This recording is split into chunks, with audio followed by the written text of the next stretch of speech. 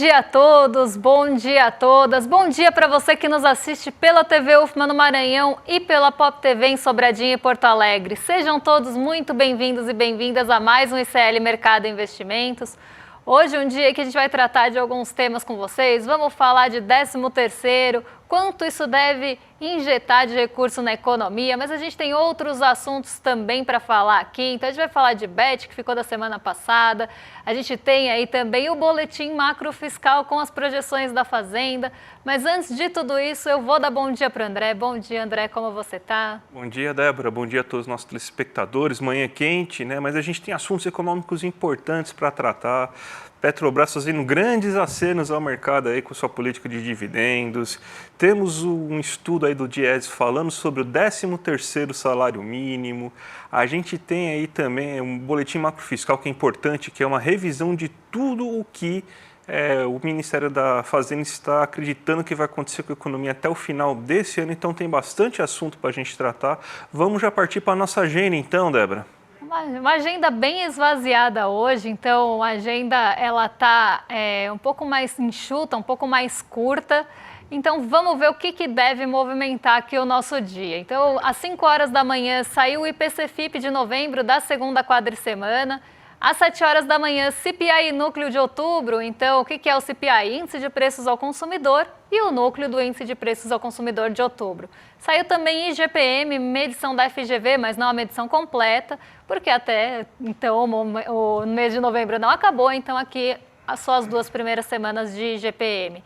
A gente tem Roberto Campos Neto hoje de novo participando de um evento. Ontem ele falou algumas besteiras aí, principalmente em relação a choque fiscal, falou também um pouco aí sobre 6 por 1 e hoje ele volta a falar. Então, caso a gente tenha aí falas estranhas de Roberto Campos Neto, que não é de se estranhar também, a gente traz um compiladão de falas do Roberto Campos Neto para vocês na quinta-feira.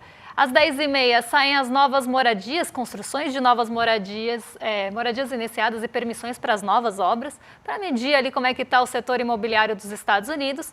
E a China, às 10h15, define juros de taxa de referência de longo prazo, as famosas LPRs de 1 e 5 anos.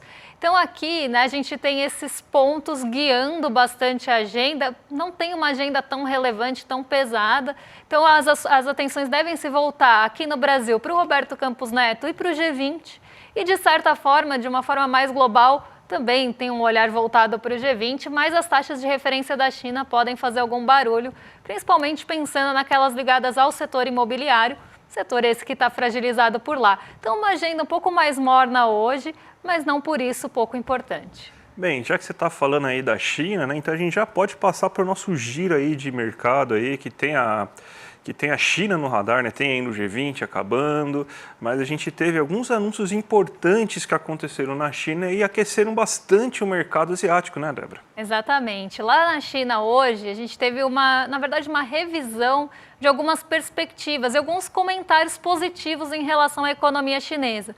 Isso acabou injetando um ânimo bem grande nos mercados asiáticos de uma forma geral. E o que foi falado em relação à China? Não só aquela expectativa por novos estímulos voltou, então isso voltou a rondar de certa forma os mercados asiáticos nessa manhã. O minério de ferro subiu bastante por lá, só ainda ali na China subiu mais de 3%. Movimento que a gente também viu acontecer ontem, né? O minério de ferro acabou disparando, não nessa magnitude, mas também disparou, ajudou a Vale a subir. Então hoje na China a gente tem esses ventos positivos de novo. E o que aconteceu além dessas expectativas por novos estímulos lá na China? Alguns comentários e algumas análises em relação ao crescimento chinês desse último trimestre foram feitas.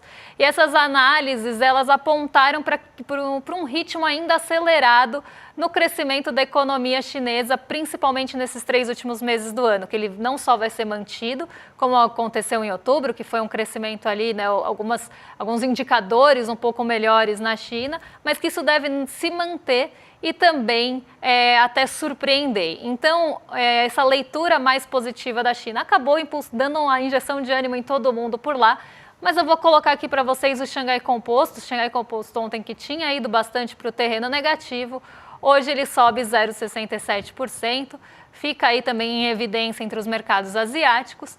E aqui a gente tem né, essa leitura mais voltada mesmo para a China hoje, o que deve mexer com o nosso Brasilzão. E já vindo aqui para o Brasilzão, André, tem projeção da Fazenda e a gente está ansiosíssimo para saber. A inflação vai para a roça essa semana ou não? Ah, pelo visto ainda não vai para a roça não, viu? Porque a gente teve projeções interessantes aqui da Fazenda e atualizando tudo que está sendo falado. E você tem aí que mesmo com esses aumentos aí, essa pressão do mercado, a gente está tendo aí um aumento aí, por exemplo, de preços administrados nos últimos meses, a gente teve aí também um aumento importante aí de alimentos, mas mesmo assim, Débora, a inflação está no limite, mas não está indo para a roça, aí vai perder aí no último voto aí. Mas a gente tem aqui para você, para mostrar, até para ilustrar o que a gente está falando, né? As projeções desse boletim macrofiscal. Ele sai a cada 2 meses e são as projeções oficiais do Ministério da Fazenda, na verdade, da Secretaria Especial, na Secretaria de Política Econômica, né? Que é o Guilherme Mello que comanda essa pasta, né? Então você teve algumas mudanças importantes aí sobre o que está acontecendo aí, por causa que só passaram 2 meses, muita coisa mudou, né?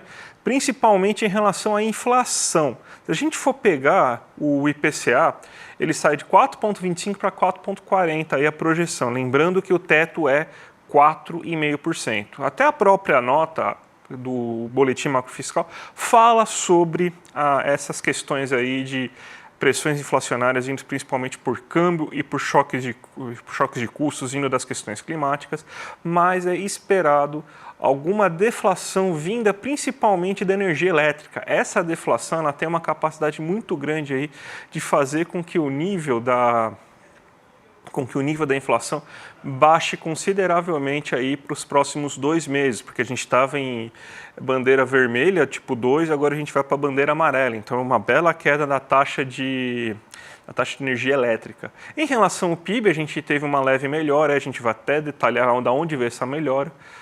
Então, agora está sendo esperado um PIB de 3,3%, muito em linha com o que a gente está observando, por exemplo, com o IBC-BR, que também teve surpresa aí em relação ao crescimento econômico. Então, você tem esse dado aí bem importante aí de que você tem então, um PIB maior sendo esperado. E o INPC, que é o que se utiliza para reajustar principalmente salários, negociações salariais, também agora está na casa dos 4,40. A gente não colocou aqui, mas o destaque fica para a alta do IGPDI, que quase que dobrou. Ele estava em 3,4% de projeção, agora está em 6,4%. Então, ele estava 3,8%, agora está em 6,4%. Isso tudo por quê? Por causa que você teve um impacto cambial gigantesco nesses últimos 2 meses. E isso aí afetou bastante o IGPDI. Lembrando que os índices da GV eles têm um componente de preços ao produtor. E esses componentes são muito ligados a câmbio. Então, variações cambiais fazem o IGPDI ficar muito elevado. Então, ele é muito sensível a essas variações cambiais. Então, é por isso que você teve tal movimento. A gente tem outro gráfico, inclusive, agora para mostrar para vocês, que é sobre os setores. Se acredita agora que a agropecuária tem um resultado um pouco melhor do que estava antes. Então, em vez de uma queda de 1,9%, uma queda de 1,7%. A gente até está com uma expectativa de alta no terceiro trimestre da agropecuária, por causa que teve uma melhora aí de algumas plantações de laranja, café, e outras que eu não estou lembrando agora, mas algumas plantações aí conseguiram uma melhora, não é da soja e do milho, então fazendo com que você tenha uma leve alta de 0,2% no terceiro trimestre. A indústria estava projetada para 3,4%, agora está projetada para 3,5% de alta, uma alta bem considerável, inclusive com uma alta de 1,2% no próximo trimestre, nesse terceiro trimestre, e o setor de serviços aí crescendo 3,4% ante uma alta de 3,3% na última previsão. Ou seja, a economia brasileira vai muito bem, obrigado, e no setor que mais importa.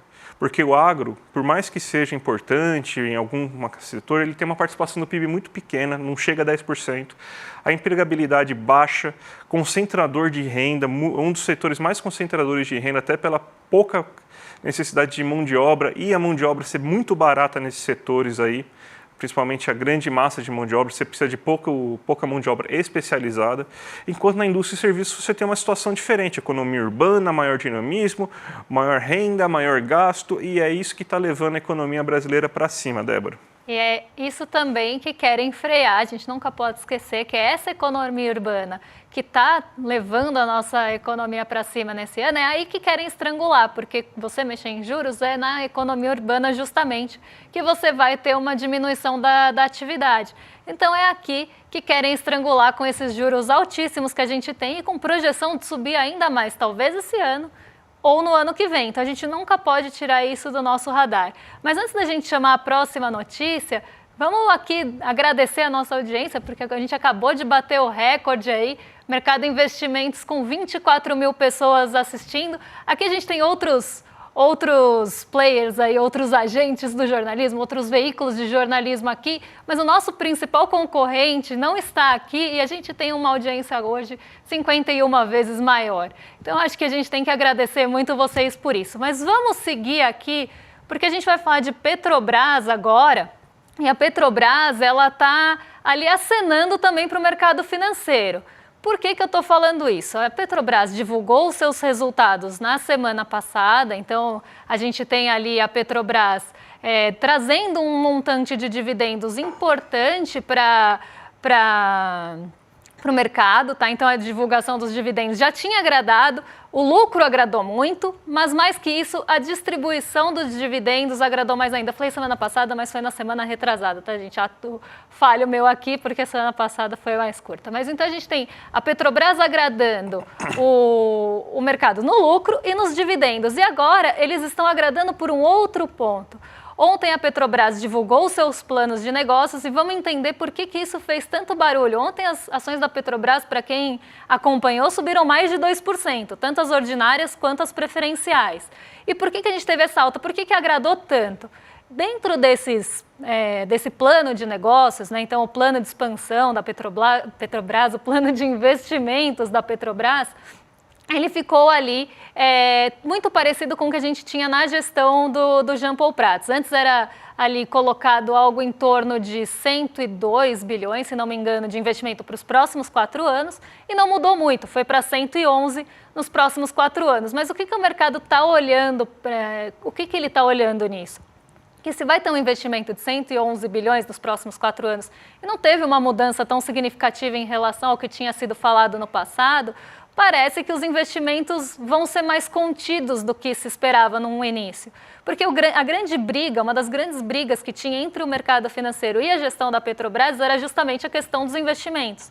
Quando se falou em mudanças na matriz energética, transição energética, qual foi a grande chiadeira do mercado? Que isso diminuiria os dividendos porque teria que fazer um alto investimento, afinal a gente está falando de um projeto de longo prazo que demanda muito investimento.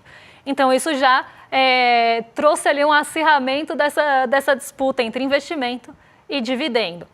Depois a gente teve ali toda aquela questão envolvendo também investimento, envolvendo em distribuição ou não de dividendos extraordinários, porque por lei, ali por estatuto, a Petrobras é obrigada já a distribuir uma fatia dos dividendos. Mas a gente tem os dividendos extraordinários que são distribuídos acima dessa fatia.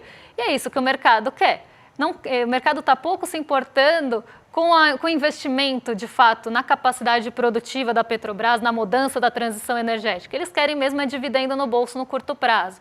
Então, a gente vê, né, esse acirramento. E aí teve a mudança de gestão, saiu o Jean Paul Prats, entrou a Magda Chambriard, e esse foi o primeiro resultado sob comando da Magda Chambriard. E o mercado estava ainda desconfiado se ela ia ou não acenar para ele. E a gente está vendo alguns acenos bem importantes, não só nessa questão da divisão dos dividendos, então, no investimento que vai ser mais contido, isso permite uma possibilidade de distribuir mais dividendos. Então, o mercado já ficou agradado. Teve ali também uma distribuição acima daquela fatia, da fatia que é destinada já pelo estatuto. Então, o mercado também ficou agradado. E outros pontos ali que a grande parte dessas receitas e dos ganhos da Petrobras devem vir de exploração e produção. Então, parece que a transição ficou também ali mais em segundo plano. O mercado gostou muito, por quê? O mercado está olhando para o que ele vai receber de dividendo no bolso. Ele não quer saber se a Petrobras vai investir em capacidade produtiva para manter esse dividendo sustentável no longo prazo. Aliás, para o mercado é interessante, inclusive, que a Petrobras não faça esses investimentos, fique sucateada para ele comprar mais barato se ela for privatizada. Na verdade, a grande vontade do mercado financeiro é essa. Só que não dá para falar assim tão explicitamente. Então, eles ficam reagindo bem a esse tipo de notícia. Então, foi isso que fez a Petrobras subir bastante ontem. A gente precisa entender como é que funciona essa cabeça do mercado nessa lógica de empresa negociada em lógica de mercado financeiro, para entender esses movimentos e também entender o que está por trás. Há uma notícia uma notícia de uma frase ali falando: a Petrobras tem um plano de negócios para os próximos 4 anos muito parecido com o que tinha anteriormente. Por que fez tanto barulho? Então, aqui a gente tem que entender justamente essa disputa pelos dividendos e não só isso. Essa falta de investimento que traz um sucateamento da própria empresa. Então, aqui é importante a gente entrar nesses aspectos. Mais uma vez a gente vê o mercado conseguindo ganhar um pouco aí dessa queda de braço e a gente perdendo um pouco de chance, né? Que acho que ainda temos a capacidade de fazer a Petrobras ser ainda um grande agente de transformação da energia, da matriz energética brasileira e fazer esse caminho para energia mais verde, hidrogênio verde e tudo mais. Só que o mercado ele só quer o curto prazo. Então, se a gente morrer no futuro, o mercado não está ligando aí porque ele quer o lucro imediato. Então, é mais um aceno que a Petrobras faz aí e mais uma vez a gente carcando a mão em fazer a Petrobras voltar a ser continuar sendo uma petrolífera ao invés de você ser uma empresa aí que pudesse realmente mudar a transição energética. Então, acho que é uma pena, Débora. Mas vamos falar de coisa boa agora, porque tem a questão do 13º salário. Você tem um estudo do Diese aí que fala que você vai injetar 321,4 bilhões, B de bola, bilhões na economia. Você, então, isso daí, imagina quanto que deve ser aí o impacto macroeconômico de uma coisa como essa, porque se a gente for pensar que basicamente se gasta uns 70% nisso, né, a gente sabe que boa parte do 13º muita gente usa para pagar dívidas, para pagar as tarifas de começo de ano, todo mundo tem IPVA, todo mundo tem IPTU, todo mundo, quem tem carro aí, tem que pagar renovação, licenciamento. Então, você tem uma série de coisas assim, de dívidas que você paga nesse começo do ano. Mas o que sobrar disso, e é uma parcela relevante, às vezes, que pode sobrar disso aí, vai acabar entrando na economia. Então, o efeito multiplicador que isso pode ter é gigantesco. Isso daí vai, segundo o Diese, isso daí equivale aí uma média de 3,96 por beneficiário e representa 3% do PIB. Imagina 3% do PIB entrando em apenas um mês e as pessoas loucas para gastar esses 3% do PIB. Lembrando que a gente tem um setor de serviços que está extremamente aquecido, a gente está com o setor comercial que está extremamente aquecido, as pessoas estão com demanda reprimida, querendo comprar. Só a gente vê a quantidade de carro que está sendo vendido, a quantidade de produtos de linha branca que foram vendidos já nesse ano.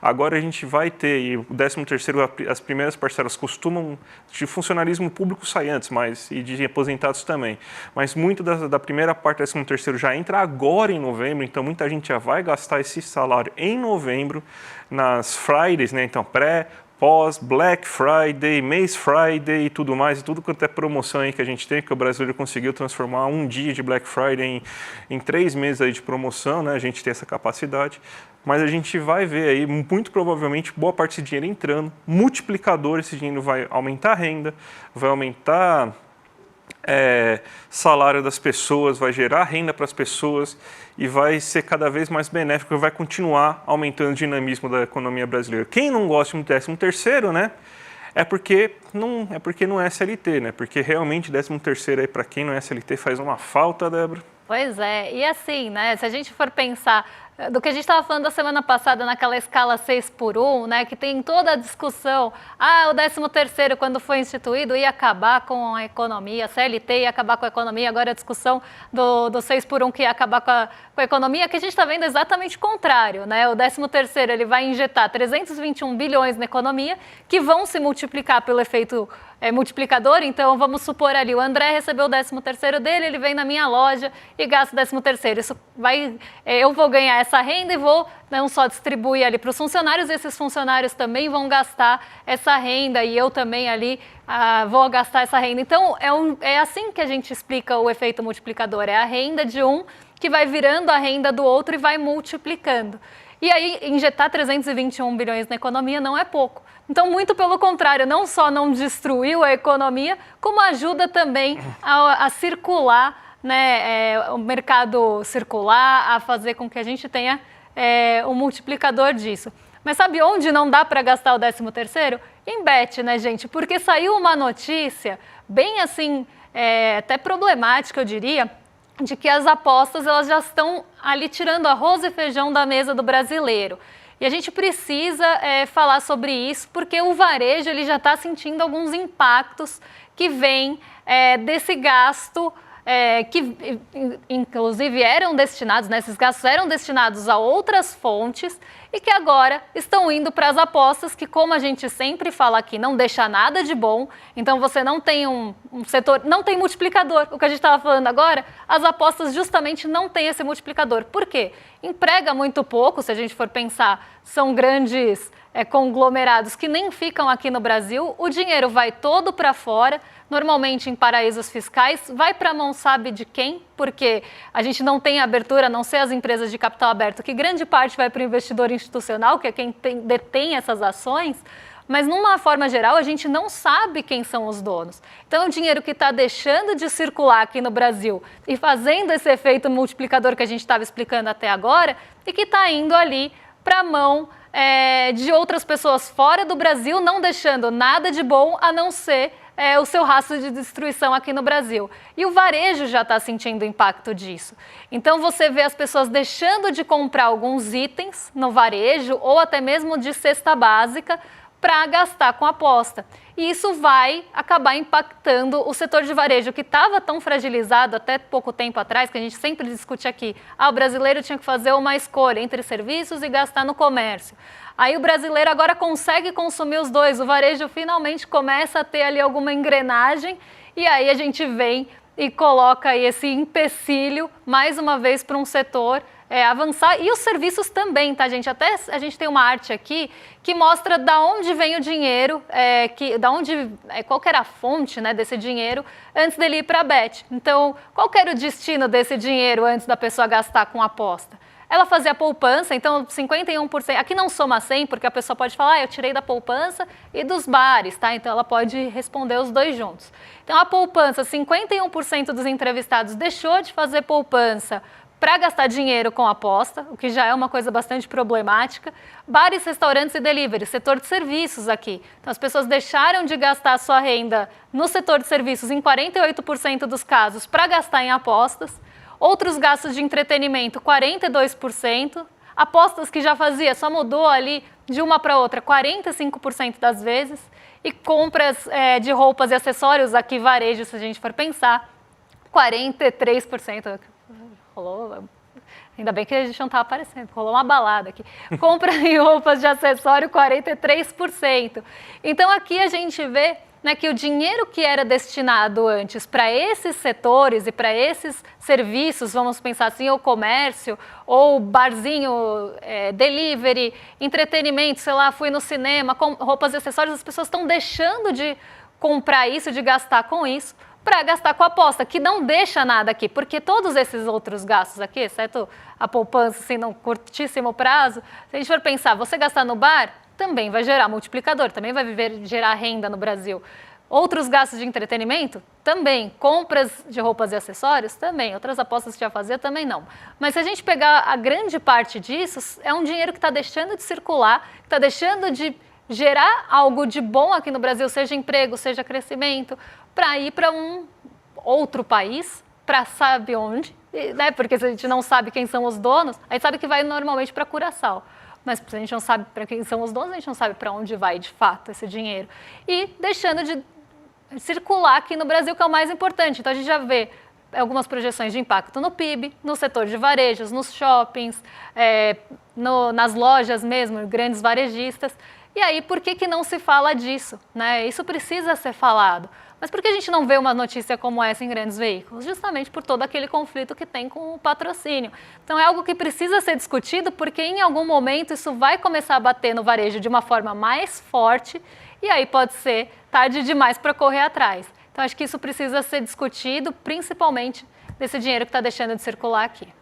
Isso é importante aí a gente ver que cada vez mais a gente percebe aí que imagina como que estaria a economia brasileira se não tivesse tanto dinheiro sendo gasto aí nessas bets, né?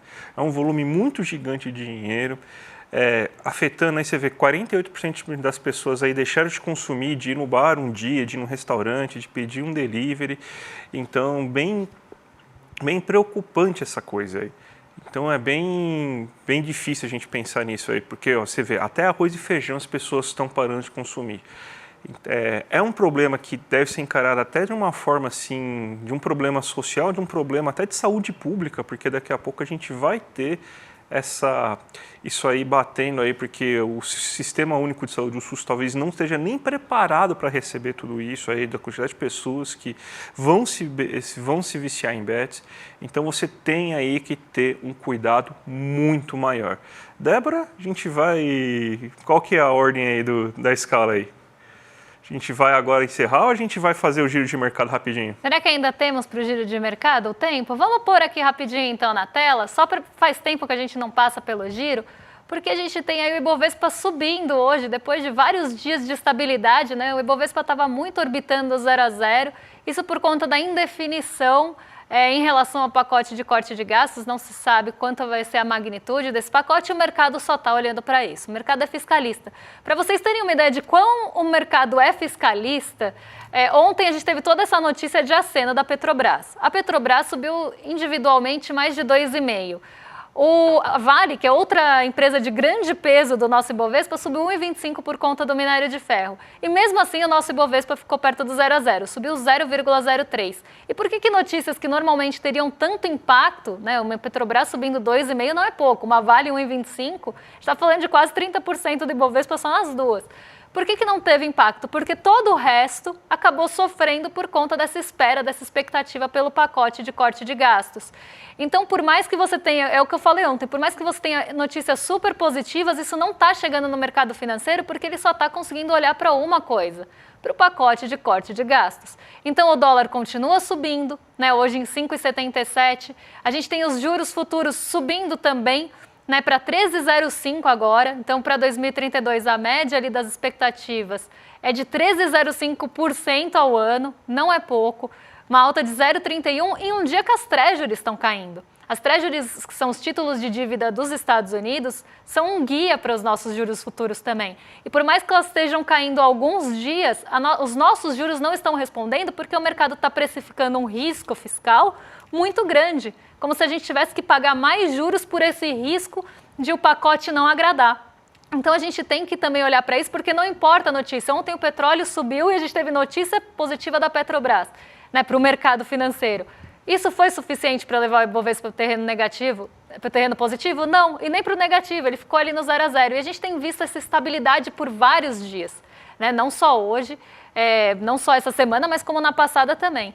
E hoje o Ibovespa está subindo aí 0,44%, levando um pouco aí desse otimismo, principalmente vindo da China e das commodities, embora o petróleo hoje esteja um pouco mais contido. Mas a grande espera ainda é pelo pacote de corte de gastos. Enquanto isso não for resolvido, não adianta, o dólar vai continuar subindo, vai ter pressão cambial, vai ter pressão de juros e isso vai limitar muito a nossa bolsa. Então o mercado já deu o recado dele, deu o recado nos juros futuros, deu o recado no Focus e está dando o recado em dólar também. Então aqui a gente tem mais um dia de toda essa pressão no nosso Brasilzão. Bem, Débora, o dia está quente hoje, então a gente só vai chamar rapidamente vocês para ver a live que vai acontecer no dia de hoje aí do Edu, a live não, né? A reprise aí do nosso Os Segredos das Vendas da Persuasão, que é a aula de estreia da terceira turma aí do Empreendedor Mestre aí. Então não perca, para quem não viu, a aula foi maravilhosa, então se inscreve aqui, clmercado.com.br, hoje 8 horas da noite, vai ser imperdível, tá certo, gente? Então já fica agora com o rolê aí para saber de tudo que está acontecendo lá em Brasília, tá bom, gente? Um abraço e até a próxima.